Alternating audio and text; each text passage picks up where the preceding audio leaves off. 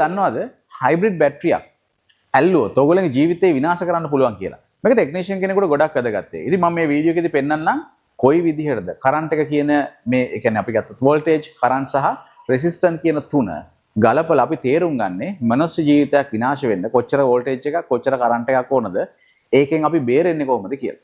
ඉතින් අපි මෙතන උදාහරණයක් මම ගන්නම් Prius third generation hybrid බැටරියක්. අපි ඒක අරගෙන පොඩ්ඩක් කතා කරලා බලමු මේ සේෆ්ටි ෆීචර් එක ඔයගොල්ලෝගේ ජීවිතේට කොච්චර වැදගත් වේද කියලා. මේ තියෙන්නේ Prius third generation hybrid බැටරියක්. මේක නිකල් මෙටල් හයිඩ්‍රයිඩ් කියන ඒ කියන්නේ මූලද්‍රව්‍යයත් එක්ක යන්නේ. මේ බැටරියෙන් තමයි මම අද ඔයගොල්ලන්ට කියලා දෙන්නේ කොයි විදිහටද මේ බැටරියක වෝල්ටේජ් එක මේකේ කරන්ට් එකෙන් තමන් මේ වගේ දෙයක් කරනකොට මේ වගේ රිපෙයාර් එකක් කරනකොට කොයි විදිහටද පරිස්සම් වෙන්නේ ඒ වගේම ටෙක්නිකලි කැල්කියුලේෂන් එකක් විදිහට කොහොමද අපි තේරුම් ගන්නේ මේ කරන්ට් එක මනුස්සයෙක්ට හානිදායකද නැද්ද කියන එක. ඉතින් අපි බෝඩ් එක පාවිච්චි කරලා මම මේක ඉස්සලා කැල්කියුලේෂන් එක බලමු. මුලින්ම බලමු Prius third generation බැටරිය කොයි විදිහට තියෙන්නේ කියලා. මේකේ තියෙන්නේ මේ බැටරි එක පුංචි මොඩියුල් විදිහට තමයි තියෙන්නේ. මේ එක මොඩියුල් එකක්. අපි ගත්තොත් මේක NiMH නිකල් මෙටල් හයිඩ්‍රයිඩ් මේක වෝල්ට් 7.2ක් තියෙනවා. ඉතින් මේ වගේ මොඩියුල් 28ක් තමයි ඔය බැටරි පැක් එකේ තියෙන්නේ. ඉතින් මේක අපි සාමාන්‍යයෙන් වැඩි කරොත් වෝල්ට් 201.6ක් වගේ එනවනේ. 201.6 මේක අපි මොන කරන්ට් එකක් තියෙන්නේ? මේක තියෙන DC කරන්ට් එකක්. DC වෝල්ටේජ් එකක්. ඉතින් DC වෝල්ටේජ් එකක්. හරිද? ඒක ඩිරෙක්ට් කරන්ට් එකක්. එතකොට මේක අපි ඇල්ලුවොත් මොකද්ද වෙන්නේ කියන එක දැන් කතා කරන්නේ. රයිට්. අපි කතා කරලා බලමු මේක අපි ඇල්ලුවොත් කොයි විදිහටද කරන්ට් එක අපිට වදින්නේ? ඒ කරන්ට් එකත් එක්ක මිනිස්සෙගේ ජීවිතේ හානි වෙන්න තියෙන සම්භාවිතය මොකද්ද කියලා. කතා කරොත් සාමාන්‍යයෙන් කරන්ට් එක එක්ක එන දේ තමයි මේ මිනිස්සයා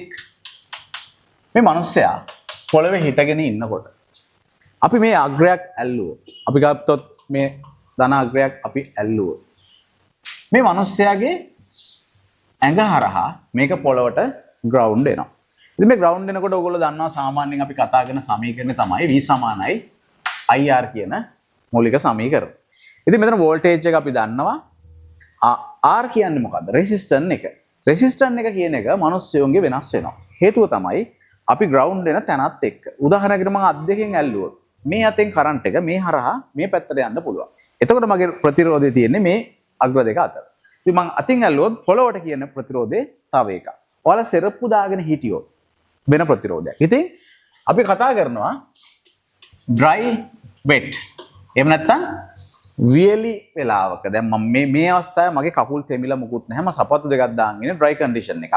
එහෙම නැත්නම් වතුරත් එක්ක පාගගෙන මම පොළොවට ඩිරෙක්ට් මේවා වෙනවනම්. ඉතින් ඇත්තටම සාමාන්‍යයෙන් මිනිස්සෙගේ මෙන්න මේ ප්‍රතිරෝධය dry අවස්ථාවේ මම RD කියලා දාන්නම්. මේක සාමාන්‍යයෙන් ඕම්ස් ලක්ෂයක් විතර කියලා කියනවා. මේක වෙනස් වෙන්න පුළුවන්. හොඳේ. පොඩි මට්ටම් වලින් වෙනස් වෙන්න පුළුවන්. එතකොට අපි ගත්තොත් වෙට් අවස්ථාවේදී RW කියලා ගත්තොත් සාමාන්‍යයෙන් කන්ඩිෂන් එකේදී මේක ඕම්ස් 1000කට විතර අඩු වෙන්න පුළුවන්. ඔයාලා දන්නවා සමීකරණේ V සමානයි IR වෝල්ටේජ් එක ෆික්ස්. වෝල්ටේජ් එක දෙන්නේ බැටරියෙන්. එතකොට මේ දෙන්න තමයි විචල්්‍ය වෙන්නේ. මෙයා අඩු වෙනකොට මෙයා වැඩි වෙනවා. එතකොට රෙසිස්ටන්ස් එක ප්‍රතිරෝධය අඩු වෙනකොට ධාරාව වැඩි වෙනවා. අපි සාමාන්‍යයෙන් මේ දෙක කැල්කියුලේට් කරලා බැලුවොත් අපි ගමු මේ වෙලාවේදී එහෙම නැත්නම් වියලි අවස්ථාවේදී කොච්චර කරන්ට් එකක් යන්න පුළුවන්ද කියලා ගත්තොත් මම මේක ගන්නවා V සමානයි IR කියන එක V එක කොමන් නේ. මම කියන්නම් dry වෙලාවේදී R dry. ඉතින් අතර මේක වෝල්ටේජ් එක 201.6යි. I හොයන්න ඕන මට. වැඩි කිරීම මේක ලක්ෂයයි. හරි. 100,000. එතන ID කියන එක ඒක නැත්නම් වියලි අවස්ථාවේදී dry වෙලාවේදී ධාරාව ගත්තොත් dry වෙලාවේදී අපි ගත්තොත් මේකේ ID එහෙම නැත්නම් dry වෙලාවේදී මගේ ඇඟ හරහා යන කරන්ට් එක සාමාන්‍යයෙන් මිලි ඇම්පියර් 2ක් වගේ වෙනවා. අන්න ඕක. හරිද? අපි බලමු වෙට් කන්ඩිෂන් එකේදී. අපි ඒ සමීකරණයම බලනවා වෙට් කන්ඩිෂන් එකේදී. ඔක සමාන V සමානයි IW RW. ඉතින් මේකත් 201.6යි. IW හොයන්න ඕන වැඩි කිරීම R මංක 1000ක් විතර වෙන්නේ කියලා. මේකේ බැලුවොත් සාමාන්‍යයෙන් මිලි ඇම්පියර් 200ක් වගේ ධාරාවක් යනවා. දැන් බලන්න dry වෙලාවේදී මිලි ඇම්පියර් 2ක්. wet වෙලාවේදී මිලි ඇම්පියර් 200ක්. අර වගේ 100 ගුණයක් ධාරාව වැඩි වෙලා තියෙනවා. හැබැයි මේක චූටි ධාරාවක් නේ. මිලි ඇම්පියර් 200ක්. මේක මිනිස්සෙක්ගේ විශේෂයෙන්ම මේ පපුව හරහා යනකොට මේ හරහා ගියොත් ඒ යන මාර්ගේ කොච්චර වෙලාවක් යනවද කියන එක මතත් මේක ඩිපෙන්ඩ් වෙනවා. මේ හරහා ගියොත් එහෙනම් මේක ඩිරෙක්ට් හાર્ට් එකට බලපානවා. ඔයගොල්ලෝ දන්නේ නැති ඔයගොල්ලෝ කරන්ට් වයර් එකක් ඇල්ලුවොත් එකපාරම ගැස්මක් එනවනේ. ඉතින් මේක කරන්ට් එක අපි කියනවා විසි කරනවා කියලා. ඇත්තටම විසි කිරිල්ලක් නෙමෙයි වෙන්නේ. හරි අපේ මේ මසල් කන්ට්‍රැක්ට් වෙනවා. ඒ කියන්නේ ඇකිලිලා ටක් ගාලා පල්ස් එකකට ඇකිලෙනවා. ඔයගොල්ලෝ දන්නවා අපි සාමාන්‍යයෙන් AC කරන්ට් එක ගන්නම් අපේ ලංකාවේ පාවිච්චි කරන්නේ 50 Hz. කියන්නේ තප්පරයකට 50 පාරක් එයා පල්ස් එකක් විදිහට යන්නේ සයින් වේව් එකක්. අන්න ඒ විදිහට අපේ මසල් ගැහෙන්න ගන්නවා. ඉතින් ඇම්පියර් එක අඩුයි නම් චූටි මිලි ඇම්පියර් ගානක් නම් අපි කන්ට්‍රැක්ෂන් එකට අපේ අත විසි වෙන්න පුළුවන්.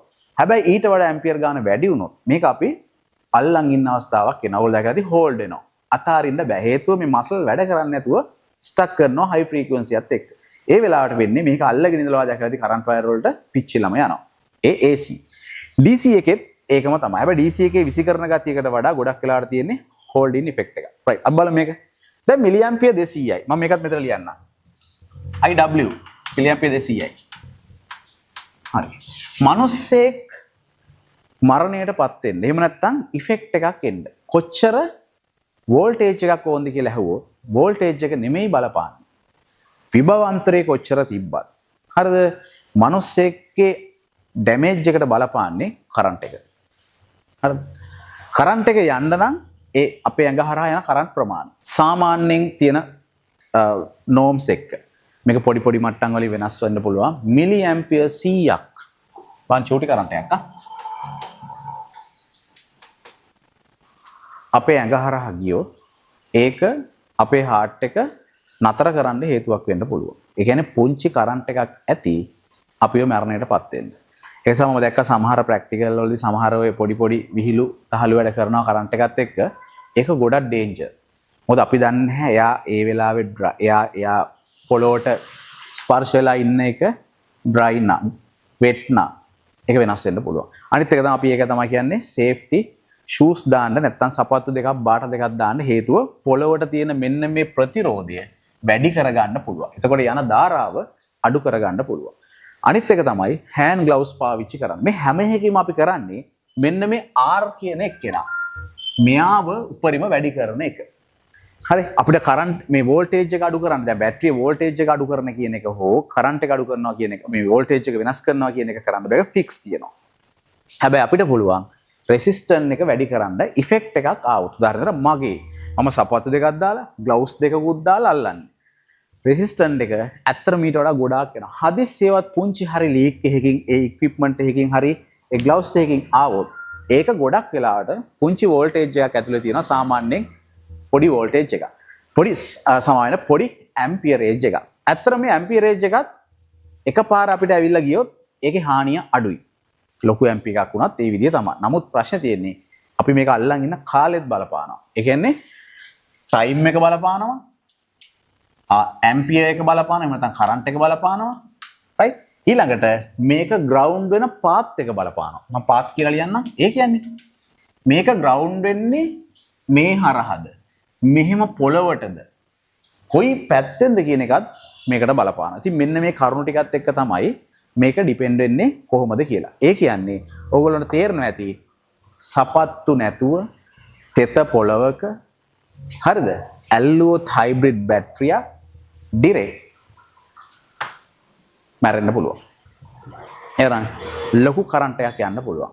එකපාර මේක ෂොක් එකක් ඇවිල්ලා ස්ට්‍රෝක් එකක් එන්න පුළුවන්. ඉතින් ඒක නිසා මම ටෙක්නීෂියන්ලට විශේෂයෙන් කියන්නේ දන්නේ නැතුව හරියට මේවා ගැන අවබෝධයක් නැතුව නිකන් හිස්තැනක් තිබ්බා කියලා අත දාලා හොලවන්න යන්න එපා. මම ගොඩක් දැකලා තියෙනවා මේ ටෙක්නීෂියන්ලා මේ දේ කරනවා. ඒක කරන්න යන්න එපා. ඊළඟට පොඩ්ඩක් මේ වගේ ඇනලිසිස් එකක් බලන්න හේතුව ඕගොල්ලෝ නොදැනගත්තට සමහරවිට අපි වෝල්ටේජ් එකට බය වෙනවා. 33000යි කියලා බය වෙනවා. 33000ට වඩා වඩ පේනවා ඇති මිලි ඇම්පියර් ගානක්. මේ චූටි මිලි ඇම්පියර් ගානක්. සාමාන්‍යයෙන් මේක ඇත්තටම පොඩි ගානක්. හැබැයි ඒක අපේ ඇඟ හරහා අපි දැන් බැටරි කෑල්ල දෙකක් ඇල්ලුවාම අපේ ඇඟ හරහා නොගිය එකයි ප්‍රශ්නේ තියෙන්නේ. ගියා නම් අපි වෙනකොට බැටරි කෑල්ල දෙකක් ඇති. නමුත් යන්නේ නැහැ රෙසිස්ටන්ට් එක වැඩි හින්දා. ඒක නිසා ඔන්න මතක තියාගන්න මේක පුංචි සමීකරණයක් වුණාට ඔයාලට මේකෙන් කැල්කියුලේෂන් එකක් කරලා බලන්න පුළුවන් කොයි විදිහටද මේ දේවල් වෙන්නේ කියලා. තාක්ෂණික ශිල්පීන්ගෙන් මේ වාහන පාවිච්චි කරන අයගෙන් සහ එදිනදා ජීවිතේ කරන්ට් එකත් එක්ක ගනුදෙනු කරනකොට අපි ගොඩාක් පරිස්සම් වෙන්න ඕනේ. හේතුව තමයි මේ වගේ පොඩි ඇම්පියරේජ් එකක් කාලයක් තිස්සේ අල්ලන් හිටියොත් ඒක ඩෙඩ් එහෙම නැත්නම් මරණාසන්න අත්දැකීමකට මුහුණ පාන සිදුවීමක් වෙන්න පුළුවන්.